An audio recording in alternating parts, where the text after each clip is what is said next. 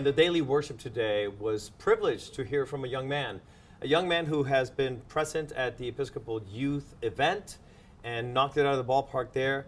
And then again today, he preached a sermon that knocked it out of the ballpark here again. It was a sermon, I had an opportunity to watch it, that made me cry twice. So we're not showing it because I'm not going to cry on air. I'm not going to do that. I'm not going to be that vulnerable with y'all. You don't know me that well yet. I don't know. But I am honored to have with us this evening to talk about that sermon and about his experience.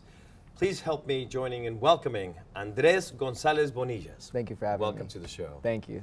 So tell me, I know you mentioned in your story at the actual sermon today, and we'll put a link to the sermon so that somewhere soon, so that people can actually watch it because it was extraordinary. Thank you. I know you got the call out of the blue. You didn't take the call because you don't take calls because you're too young.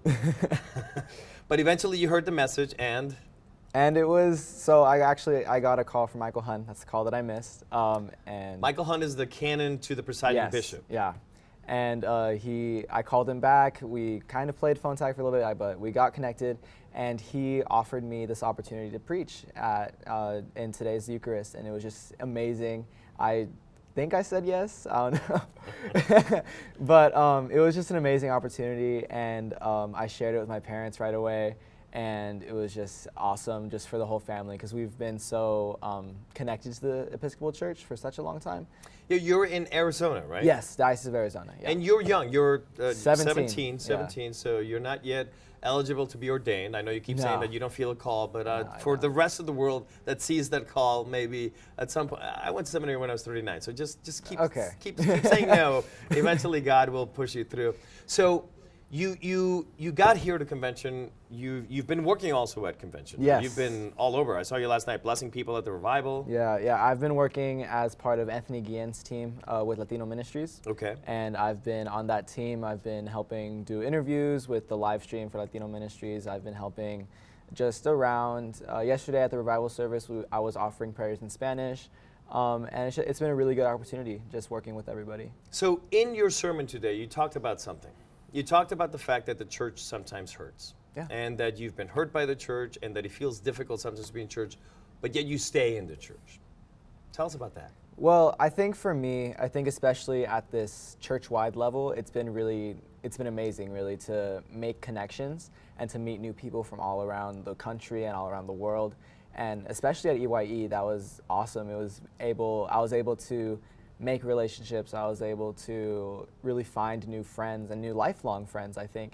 And so it's not just those relationships that keep me here, it's the power that those relationships have given me, the inspiration they've given me, and just the peace that I think they've given me as well. And as you look about, I mean, you're not an average 17-year-old in the sense that you go to church, you preach at church-wide events. Where do you think that comes from, that part of you? That's definitely from my parents because they were raised Roman Catholic. They wanted to leave the Roman Catholic Church. They actually kind of accidentally got married in the Episcopal Church. And accidentally? Just a little bit accidentally. Stumbled upon it. Hey, we're here. Well, let's do it. It was, yeah, so they got married in the Episcopal Church and they had my sister, and at that time they wanted to go look for a regular Sunday church. And so they found one, they found the Episcopal Church, they liked it, they got Adriana baptized. Adriana's my sister. Okay. They got her baptized. 4 years later, I happened. I got baptized. Just happened. I got baptized when I was about 2 months old in Arizona. Yeah. And we moved around a little bit when I was younger, and so we stayed in the church because that was something that was constant. But what instilled it? Because I know many people who go to church every Sunday since they're little, and they're not in the church now. I mean, what do you think kept it sticking to you? I think the fact that back home in Arizona we have a really amazing youth program, and we have at my parish it's an amazing youth program. We have youth group every Sunday, and it's like a big family. I actually just got back from a mission trip with them to Brooklyn, New York, and that was a great experience, and it was something that I'll cherish, and those are other relationships that I've made that have been really positive in my life. And in your sermon today, in just a short moment, what was your theme? What was the message you wanted everyone there to hear? It was so important. I got to tell the people at home that it was so important that the bishops called him back this afternoon to go and talk to them about his message during that sermon. What was the main theme of your sermon? I think my main theme would be that we have a very powerful voice. And I said prophetic voice. Thank you for that.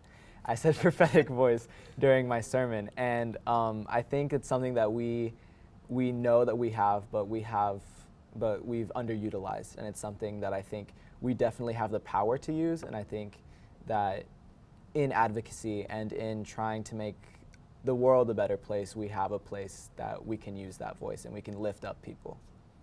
It is amazing, and when we get to hear from people like you, those of us who perhaps are a little bit older and can't go to the youth events anymore, we are reminded that there is a lot of hope for the church, that the Spirit is still at work, and that and by the way, when he said thank you for that on the prophetic voice thing, is because he shared his sermon before he said it with me, and I said nothing about the content of it. All I said is, look at Ezekiel's letter in today's readings, and I think you'll find something else. And that's where he got the prophetic voice part of it. And I think that you really are a prophet, and I encourage you to keep doing that. Even if you never get ordained, even if you don't feel called to that being part of your life, I think we need to be reminded of the prophetic voice that we are as a church. We were there when we ordained women, when we let them into the House of Deputies, when we ordained gays and lesbians, when we keep we keep expanding the circle, as the president of the House of Deputies said to us. So we need people like you. Thank you. So please, even if the church hurts, even if the church bothers at some point, stay with us, stay with it, change it, and be a part of it. Do you know that God loves you? Yes. Good. And there we are. It's working. Thank you. Thank you so much for joining us, Andres. It is a pleasure to have you with us. Thank you for having me.